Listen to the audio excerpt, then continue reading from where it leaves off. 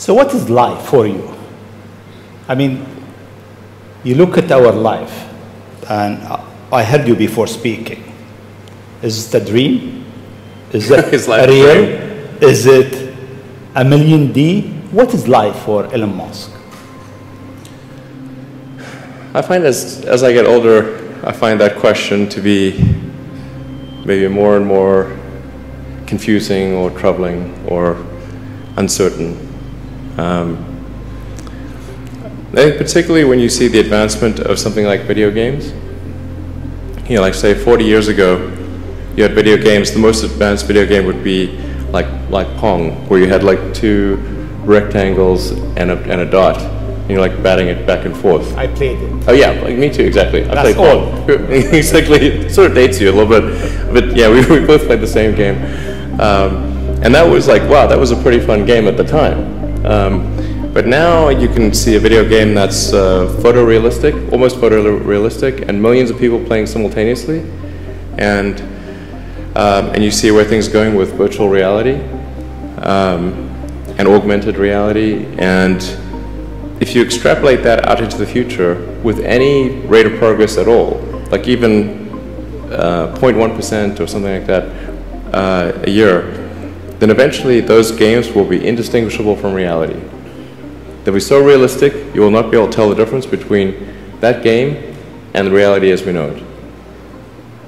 And then it seems like, well, how do we know that that didn't happen in the past and that we're not in one of those games ourselves? Interesting. Interesting. I mean, could be. Everything is possible in life. I mean, yeah, particularly like things seem to be accelerating to something.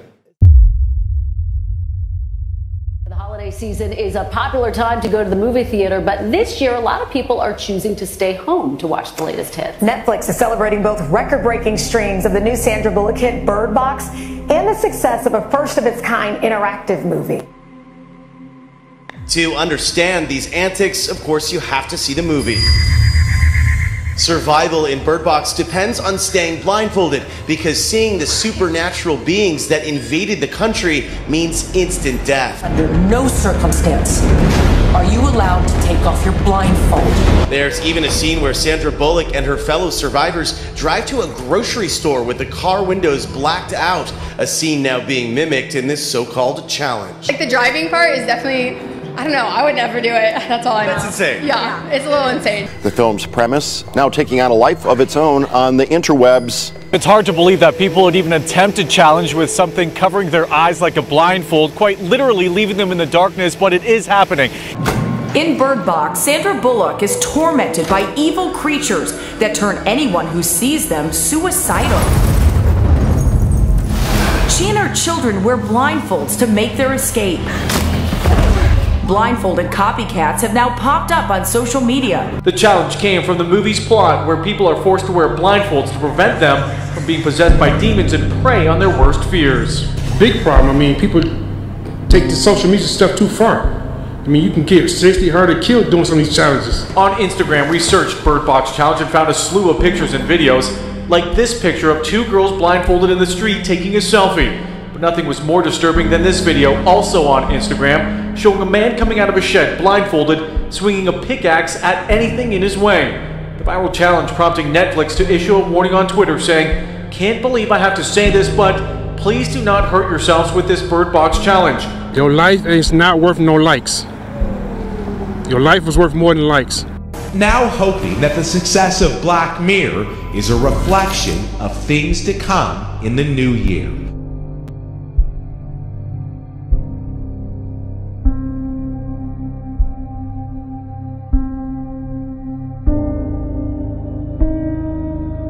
Netflix is giving subscribers a role to play in its popular series. We're gonna be a hit factory.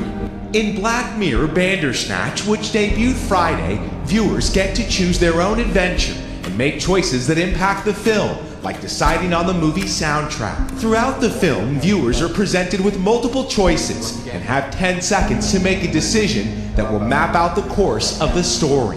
What do you want for your breakfast? Frosties or Sugar Puffs, you decide. It's Netflix's first adult-oriented interactive experience, and it's captivating fans on social media. The audience online is going pretty crazy about this. If you go on Twitter, if people have all kinds of theories, they're mapping this out. The technology is mind-boggling. The movie was shot in just 35 days and has 5 main endings. But because of the choices left up to viewers, there are over 1 trillion variations of the storyline. And if you make a bad decision, the characters in the film will let you know. Sorry, mate.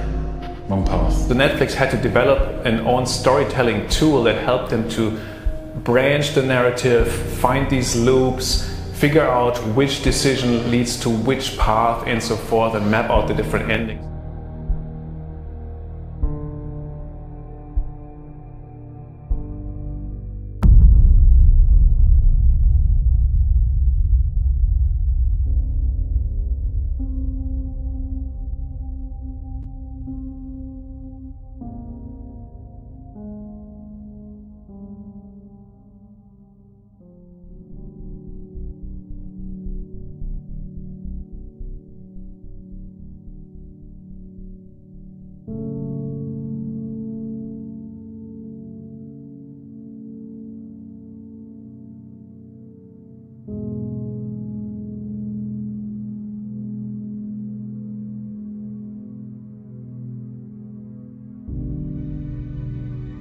Someone once said to me, intelligence is what we use when we don't know what to do.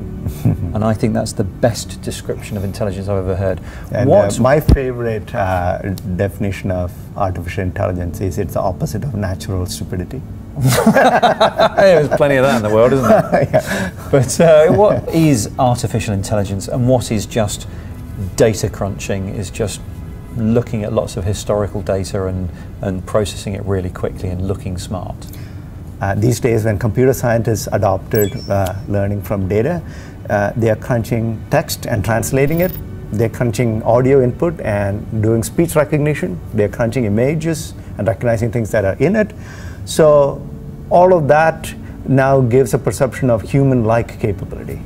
But it really still is, at the end of the day, data crunching, just different kinds of data. And what happened is, look, in the last 10, 20 years, as mobile phones came and cameras became incredibly cheap and everything, text became digital, like this is not the case, right? So all of this became data. So everything became data. The world became data.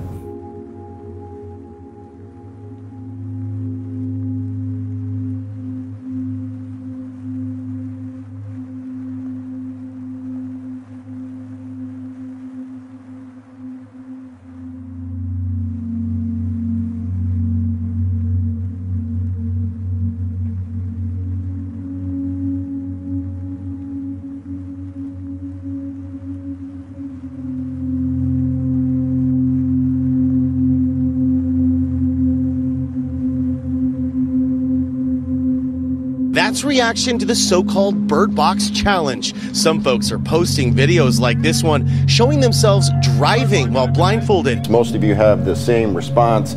Let natural selection do its job. This should not be a warning, says Rob Geach. To that, David Curtis says, you cannot fix stupid. Back to you.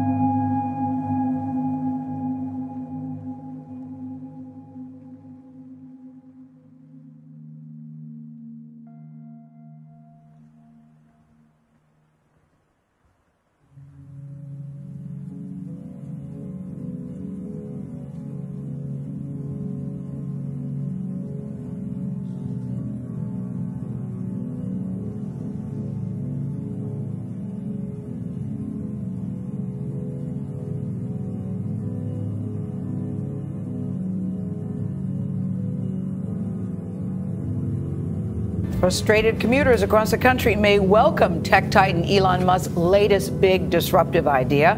When Musk took me for a ride the other day, it was an eye-opening 4-minute journey. What this conversation was about, we booked this interview a long time ago. But I love how his brain operates. He looks at a problem. What he did with the Brooks is ingenious.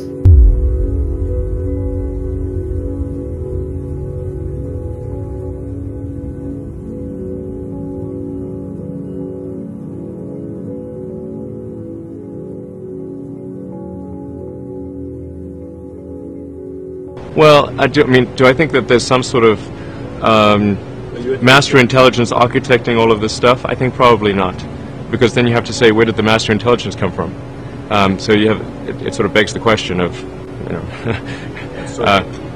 yeah, it's sort of, yeah. So I think really you can explain this with the fundamental laws of physics. You know, it's complex phenomenon from simple elements.